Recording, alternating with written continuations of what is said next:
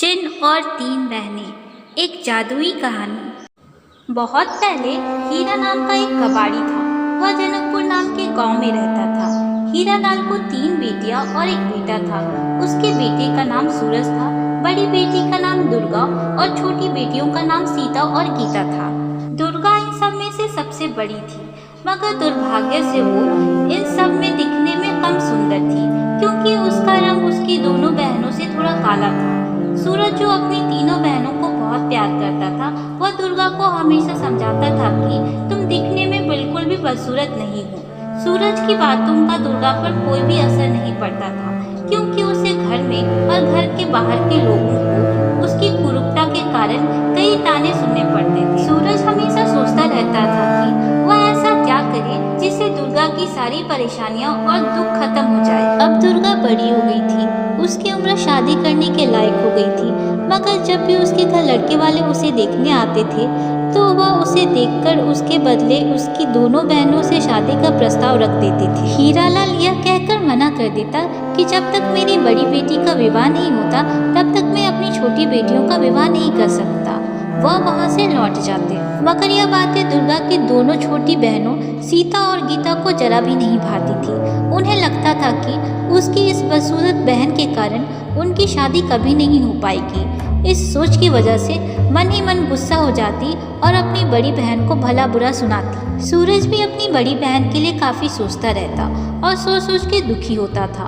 उसको इस दुख से निकालने के लिए हीरालाल ने उसे अपने काम में शामिल करने की सोची। एक दिन हीरालाल सूरज को बोला कि हमारी ज़िंदगी में चाहे जितने गम हो, मगर हमें अपनी रोजी रोटी तो चलानी पड़ेगी। तुम एक काम करो, शहर में एक बड़े सेठ के यहाँ से कबाड़ खरीद कर लाओ।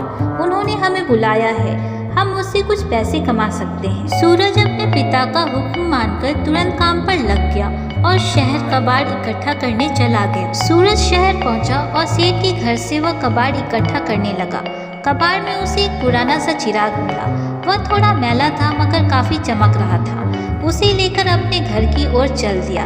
रास्ते में चलते चलते उसे एक नदी दिखाई दी। उसने अपने पास रखा हुआ चिराग निकाला और उस पर लगी गंदगी धोने लगा।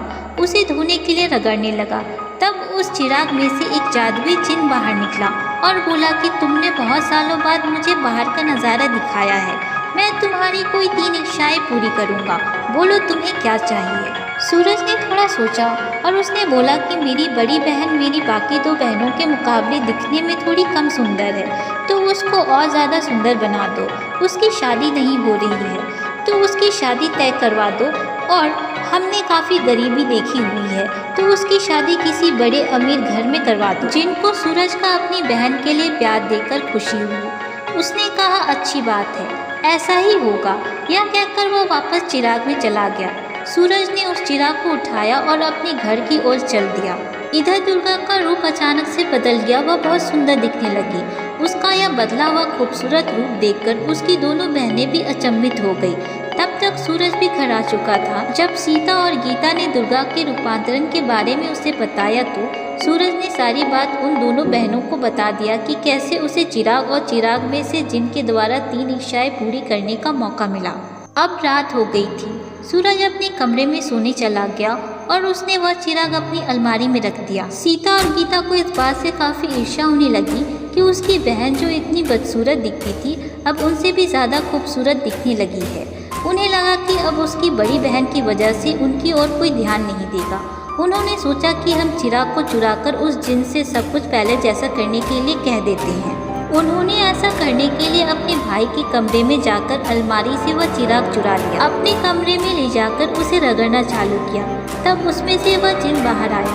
आधी रात थी तो जिन नींद में था। जिन को देखकर सीता और गीता भी उत्साहित हो गई और दोनों ने एक साथ बोलना शुरू कर दिया। पहले बड़ी बहन काली थी, हमसे कम सुंदर थी। अब वह गोरी और हमसे ज़्यादा सुंदर है, तो उसे पहले जैसी कर दो। जैसी उसकी पहले शादी नहीं हो रही थी उसको वैसे ही कर दो। हमारी शादी किसी बड़े घर में करवा दो। जिन जो नींद में था उसने यह ध्यान से नहीं सुना, मगर उसे जितना समझ में आया उसने उसी को उनकी इच्छा मानकर उसे पूरा कर दिया। उसने कहा ठीक है, तुम जैसी तुम्हारी बड़ी बहन की पहले वैसी हो जाओ। जैसे तुम्हारी बहन की शादी पहले नहीं हो रही थी वैसे तुम्हारी भी नहीं होगी। उसने इतना कहा ही था कि दोनों बहनें सीता और गीता काली और बदसूरत दिखने लगी। यह सब घटना जब हो रही थी तो दुर्गा यह सारी चीजें छुपकर देख रही थी।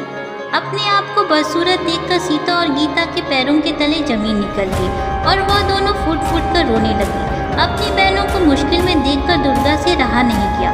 वह तुरंत जिनके सामने आई और उससे विनती करते हुए कहा कि आप इन्हें पहले जैसा कर दो। जिन उसकी बात मान गया और सब कुछ पहले जैसा कर दिया। अब तीनों बहनें सुंदर दिखती थी।